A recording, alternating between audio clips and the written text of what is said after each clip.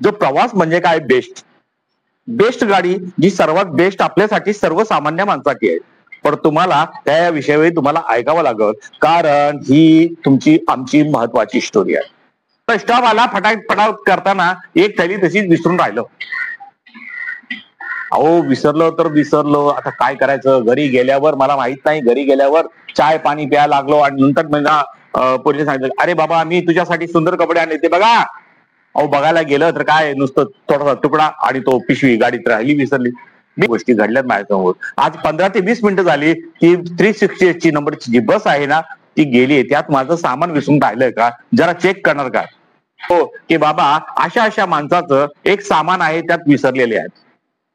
तर लगेच ती बस आता एंट्री होणार आहे, तुम्ही जरा त्याची लवकर चौकशी करा. हे स्टाफ एवढे सुंदर आहे, प्रवाशांचं भरपूर ध्यान ठेवतात, चढताना उतरताना हे सगळ्या गोष्टी ध्यान ठेवतात. पण आपल्या सर्वसामान्यांसाठी आपल्यासाठी सर्वात मस्त बेस्ट सेवा आणखी कुणी असू शकत नाही. जरूर सांभाळा आपली सामान्य माणसाची बस सेवा म्हणजे बीएसटी. त्यांचे कामगार, त्यांचा स्टॉप खरंच त्यांना मानलं पाहिजे. तत्काळीने काम करतात फटाफट. नारायण नारायण नारायण नारायण. मित्रांनो, आपलं सर्वसाधारण माणसाचं जो प्रवास म्हणजे काय बेस्ट गाडी जी सर्वात बेस्ट आपल्यासाठी सर्वसामान्य माणसाची आहे. पण तुम्हाला त्या विषयी तुम्हाला ऐकावं लागल, कारण ही तुमची आमची महत्वाची स्टोरी आहे. कधी जीवनात ह्याचं काय होणार तुम्हाला माहित आहे का, ते तुमच्या फायद्याची असू शकते. त्यासाठी माझा हा शब्द तुम्ही जरूर ऐकणे पाहिजे.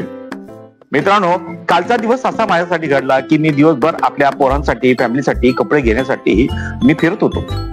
अहो दिवसभर थकल्यानंतर आम्ही बेजार झालो आणि दादरला आम्ही हिंद माताला कपडे घ्यायला गेलो. अहो तिथं चांगल्या माझ्या पोरीच्या मनपसंतचे कपडे भेटले. आणि भेटल्यानंतर काय हो साहेब, प्रवास केला, 368 चा प्रवास केला. आणि प्रवास केल्यानंतर माझ्याकडे भरपूर सामान असल्यामुळं 4-5 थैल्यामुळं मी ती सामान काहीतरी घेऊन बसलो आणि साईडला ठेवलं.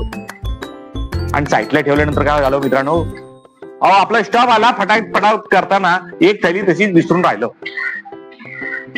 अहो विसरलो तर विसरलो, आता काय करायचं. घरी गेल्यावर मला माहित नाही, घरी गेल्यावर चाय पाणी प्यायला लागलो आणि नंतर मला पोलिसांनी सांगितलं, अरे बाबा मी तुझ्यासाठी सुंदर कपडे आणले ते बघा.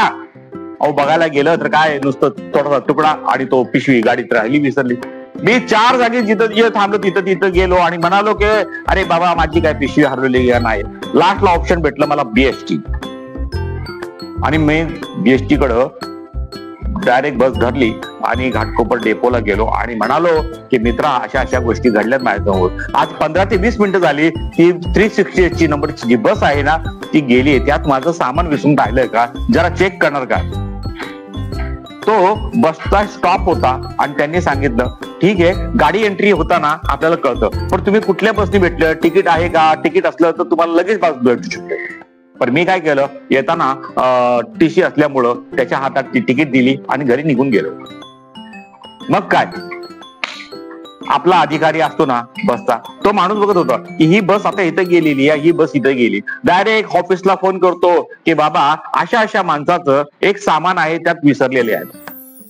तर लगेच ती बस आता एंट्री होणार आहे, तुम्ही जरा त्याची लवकर चौकशी करा.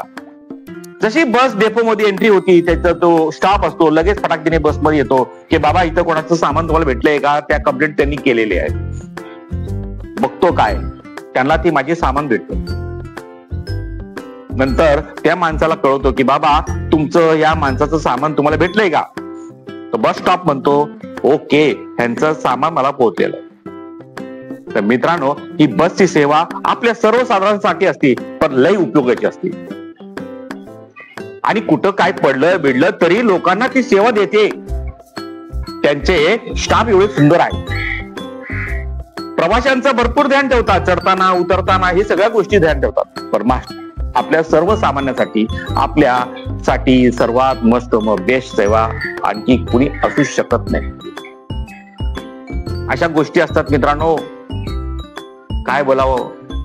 बस सेवा आपली आहे, जरूर सांभाळा. आपली सामान्य माणसाची बस सेवा म्हणजे बीएसटी. त्यांचे कामगार, त्यांचा स्टॉप, खरंच त्यांना मानलं पाहिजे. तत्काळ काम करतात फटाफट. माझं सामान भेटलं आणि मला फोन केला की बाबा तुम्ही येऊन इथं क्रेडिट घेऊ शकतात. त्यांना आधार कार्ड द्यावं लागतात, हे द्यावं लागतात. पण मी म्हणलो, मी घाईत असताना माझ्याकडे मी पैसे आहे की नाही ते बी बघितले. पण येताना मला 2 रुपये कमी पडले. ते कंडक्टर म्हणले की बाबा मी 2 रुपये टाकतो, तुम्ही जा. अशा प्रकारे आमची घटना घडली आणि माझं सामान मला भेटलेलं. तुमच्या जीवनात अशा कुठल्या गोष्टी बीएसटी मध्ये उसरल्या असेल, लगेच तत्काळ बाजूच्या कुठल्याही डेपोला जाऊन सांगायचे की मी अशा बसमध्ये बसलो आणि ते माझं सामान हरवलेलं आहे, तुम्हाला भेटला तर मला लगेच कॉल करा, भेटा. अशा करताना तुम्हाला तुमचं सामान जरूर भेटणार. त्याला जाऊ देऊ नका. एकदा प्रयत्न करा. तुमचा कष्टाचा पैसा आहे ना, हो, कुठं वाया जाणार नाही, हे लक्षात घ्या. कारण आम्ही सर्वसाधारण माणूस कसं तसं आपण पैसा जमा करतो आणि त्या पैशाचं असं वाटतं की अरे काय झालेलं आहे. आपण दिवसभर कष्ट करून सुद्धा बी आपण ते कपडे घेतले आणि ते पैसे कपडे बी हरवले तर मनाला किती दुःख होतं. अहो खरंच मला दुःख झालं. मी असंच निघालो.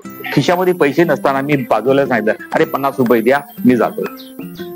असं कसं तसं करून आपलं सामान मला भेटलं व मला आनंद झाला. मला एवढं कळालं की आपला कष्टाचा पैसा आहे ना साहेब, ते कुठं वाया जात नाही. हे महत्वाच्या गोष्टी आपलं सर्वसाधारण माणसांनी हे लक्षात घ्यायचं. मित्रांनो, माझी गोष्ट तुम्हाला आवडली तर लाईक सबस्क्राईब करा. की ही माझ्या जीवनाची गोष्ट आहे आणि सत्य आहे. ही घडलेली गोष्टी. अगर तुमचे सामान किंवा काही बी असू असं हरवलं तर लगेच तत्काळ बस डेपोला तुम्ही सूचना द्या, म्हणजे तुमचं सामान भेटणार. एकदा रिक्षावाल्यामध्ये बी असंच झालेलं. रिक्षा सेवक बी असे असतात. अहो आमच्या घरच्या माणसाचं सामानच हरवलं. लग्नाचा कार्यक्रम असल्यामुळं ते बस घाई मध्ये रिक्षामध्येच विसरून गेले. अहो दुपारचं लग्न होतं, ते कपडे गेले. आणि आमचे पोलीस सेवक एवढे सुंदर आहे की विचार नका. संध्याकाळी पोलिसांनी ती सेवा आम्हाला बरोबर दिली की अशा नंबर मध्ये आमच्या गाडीने चुकीने सामान राहिलं आणि तुम्ही कुठला मार्ग धरला ते मला सांगा. बस धरला. त्या मार्गावर अशा प्रकारचं माझ्या बहिणीचं हात दिसला आणि रिक्षावाल्याचा नंबर भेटला आणि त्याला बोलवलं की बाबा सकाळ लग्न होतं, तू तिथं गेलेला आणि त्यांच्यामध्ये त्यांच्या घराचं लग्नाचा कार्यक्रम असताना त्यांचे कपडे विसरले, तर तुम्ही त्या माणसाला का नाही दिलं? तो युपी बिहारचा माणूस होता. त्यांनी कपडा ठेवून टाकला. हो, आमचं लग्न झालं, आम्ही बेजारकीत झालो, तुम्हाला काय माहिती. पण आमच्या महाराष्ट्राच्या पोलिसांनी ते आमची मदत केली. त्याला लगेच फोन करून बोलवलं की बाबा या गाडीमध्ये तुमचं सामान आहे, त्या तत्काळ इमानदारून न्या, नाही तर तुम्हाला चांगले फटके भेटतील. तो बिहारी होता का उत्तर प्रदेश होते माहित नाही, पण त्याला गाडी सामान आणून दिलं आणि चांगलं चोपलं की बाबा या पोरीचं लग्न असताना तुम्ही असं सामान का चोरी केलं आणि दिलं पाहिजे ना. तर बस सेवा आणि रिक्षा सेवा मध्ये ही फरक आहे. महाराष्ट्राचा माणूस आहे, तो एक इमानदार आहे, हे लक्षात घ्या. अगर असे लोक करतात ना, काय बोलावं त्यांना, काय बोलू शकत नाही. आपल्या चुक्या असतात हे मान्य करून घ्या, पण आपल्या चुक्याच्या मार्गाने तो फायदा उचलतो, ही चुकी आहे. कोणाच्या घरात लग्न असतं, कार्य असतं, अहो कोणाच्या कष्टाचे पैसे असतात, रिक्षावाल्याने बी ते द्यावं. ते बिहारी होते का कोण होते काय माहित नाही, त्याने आपला फायदा उचलण्याचा प्रयत्न केला, अखेर त्याला चोपलं, आपलं सामान भेटलं. तर मित्रांनो, आपली बस सेवा ही सर्वात चांगली आहे आणि त्यांना मी माझ्यातर्फे धन्यवाद बोलणार. का महाराष्ट्राचे जनताचे खरंच ते सेवक आहे. बस आणखी काय बोलणार साहेब. बस धन्यवाद. बस सेवा जिंदाबाद, महाराष्ट्राची सेवा जिंदाबाद. बस एवढंच बोलू शकतो. बेस्ट सेवा, बेस्ट सेवा.